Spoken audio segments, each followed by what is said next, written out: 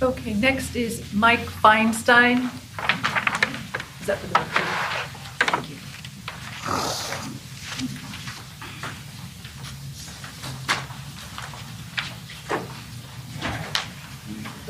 Good afternoon. My name is Mike Feinstein. I live at 5517 Burnett Avenue in Sherman Oaks. I'm a 45-year resident and a police community representative. Never have I seen so much unchecked apartment construction when we already have a documented 12% apartment vacancy rate in Los Angeles. I have documents to provide you. Located along school routes, Chandler Elementary and Milliken Middle School, next to a church, across from a Little League and soccer drop-off zone at Sherman Oaks Park, all adding traffic, parking, and safety concerns. There needs to be a significant traffic and safety report made in this already impacted environment. I am submitting traffic accident reports, one right at Tyrone and Magnolia, where 2 people were injured, and what is the proposed entrance to this parking garage at the apartment. And also a photo showing the congestion at the Little League and youth soccer drop-off zone directly across the street from this project, and a published article on the 12% vacancy rate and its effect.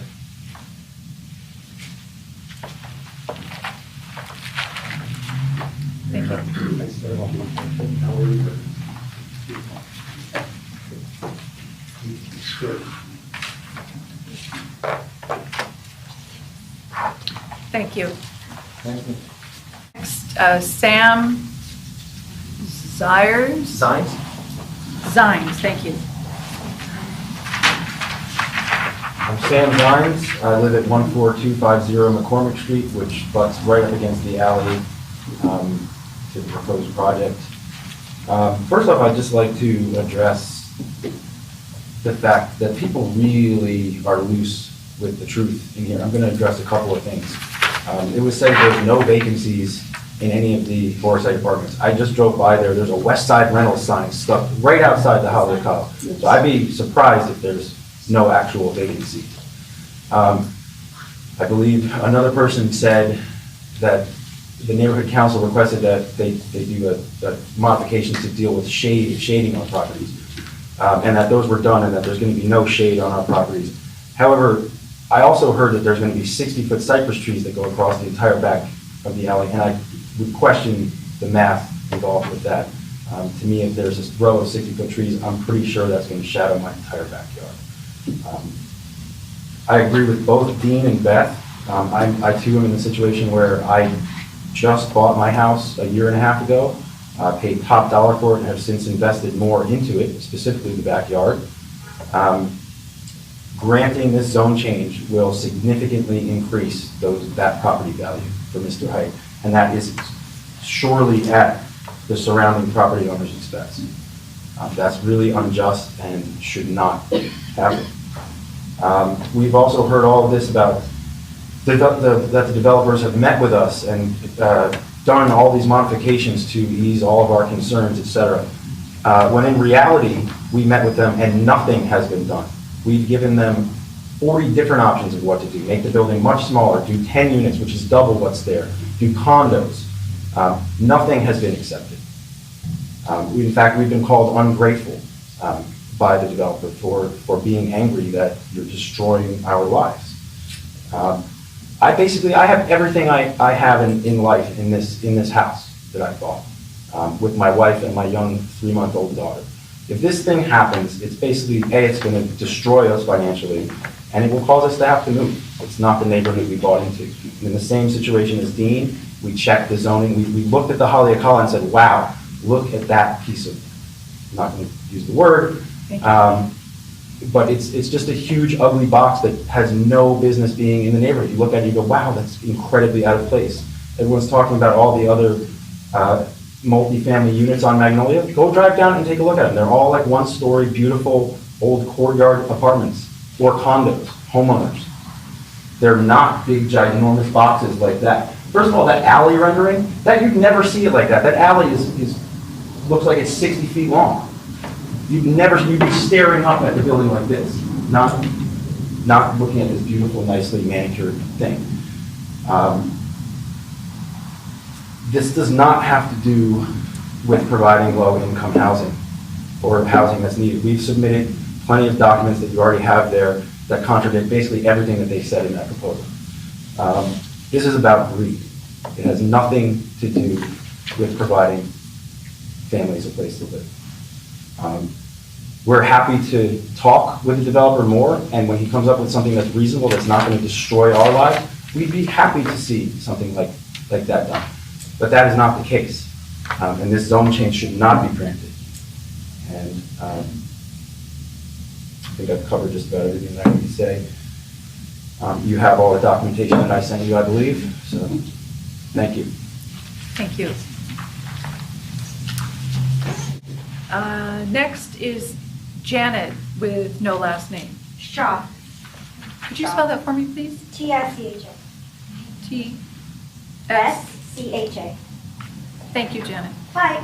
I live on 14250 McCormick, right behind the proposal. I am very opposed to it, like as everyone stated. The pollution, the noise, definitely the devaluing of our property, but just to, we spent 2 years looking for this house. I was a renter on Kester for 10 years. I know there's plenty of apartment rentals in Sherman Oaks. LA might have, I know you showed the graph, Jeff, but Sherman Oaks is known, somebody just came up here and said there were all these IMT buildings being built right in our neighborhood. There's plenty, including all the Horace Heidts estates. We see this for sale signs and the guy spitting for sale signs on the corner on the weekends. 120 units at the Horace Heidts estates, Magnolia, older estates, 45 units at the Haleakala. I'm thinking that these houses weren't ever rezoned because Horace Heights owns them. And maybe he wanted to keep them zoned that way until he could finally maybe make it an apartment complex because he built the Haleakala next door to it. If those houses were actually owned by him, I'm sure there would have been a lot more pushback for the Haleakala to be built in the first place. Our first neighborhood council meeting, one of the council members said, I can't even believe the Haleakala was ever built. I believe they also denied the first stage, but I don't know what the zoning laws were about that building. I do believe Oliver Hardy's house was there before. I read something about that in the paper, which that's really sad that they took down the Oliver Hardy's house to build the Haleakala. But anyways, we brought up in our last meeting with Horace about property upkeep and kind of already those houses he owns are a little shabby. They don't keep them up. I've noticed they're trying to water the lawn this week. And they took the barbed wires off that were on all the Weddington houses, or they talked about that. So we're a little bit nervous about how he's going to upkeep and maintain the property because for 20 years, I don't think he's been doing the best job that he could. Maybe the last month they have been doing it because we've been bringing it to their attention. So thank you for that. I just had a baby 3 months ago. We found out about this construction when we were in the middle of our backyard renovation. I didn't want to raise my child we wouldn't have bought this house if we would have been raising our child in construction with pollutants and dust literally right in your backyard. I have pictures here to show your backyard and how literally there would be that building right next to your backyard. And we checked the zoning. We wouldn't have bought the house even if we had known there was a potential for an apartment building to be there. There's a courtyard they said they're going to have behind your house instead of balconies facing into our backyard. Courtyard is where people gather, and that's just more noise. We already have noise complaints from the Haleakala. People have loud parties from the balcony. You can hear it 2 blocks away. I've talked to some people coming out of the Haleakala building because their parking exit is on Magnolia. People have said how dangerous it is to turn on Magnolia. I don't have to repeat that, but I talked to our neighbor on the corner there. He's had cars crash into his house. Houses on Magnolia. They might be zoned for the other properties might be zoned for, I don't know what the the lingo is R15 or whatever, but these are not the only 5 houses on Magnolia. I have pictures of houses. I know we have pictures Dean took from going east, going west. I have pictures.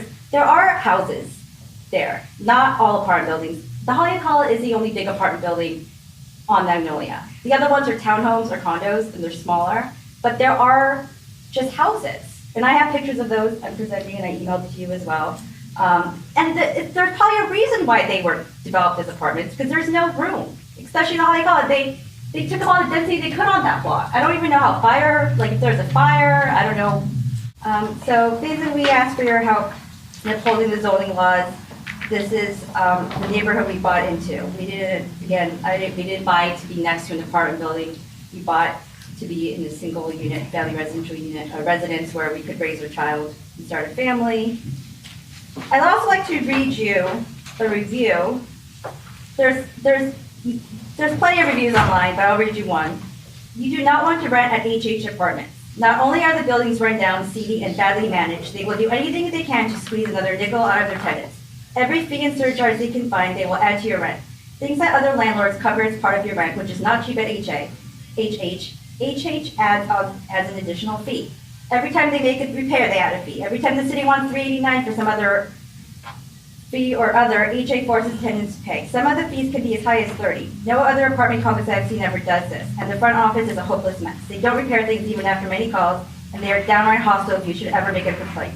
Stay away. Like one flew over the cuckoo's nest. Nothing but cranky, hostile old people in dilapidated apartments. So cheap the stoves and dishwashers are seconds with dents in them. Management is hostile, living in a time warp. You're very unfriendly toward children and families. They will promise you things that they later charge you for. Good luck getting things fixed. Pray your car doesn't get broken into in the garage. The place is swarming with feral stray cats and piss all over the place. Security walking around nonstop telling kids not to splash in the pool and people not to talk. If you complain, they will threaten you. It's like serving a sentence or a bad B movie. Water is constantly being turned off for long periods without any warning. Apartments are infested with ants. If you're young or alive, do yourself a favor and find something better. If you like broken cement animals lining your walkway and people stopping you to tell their life story every time you exit your apartment, then this is the place for you. If you like the sight of leathery old women that smell like BO baking in the sun, this is slower.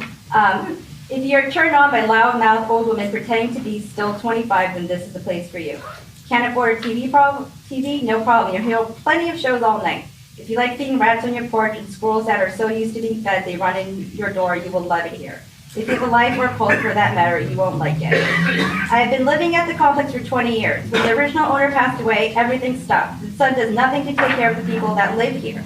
Units are riddled with problems, and in particular electrical and plumbing. Poor work by non-licensed contractors have made living here a nightmare for many years now. One unit recently had major work due to mold.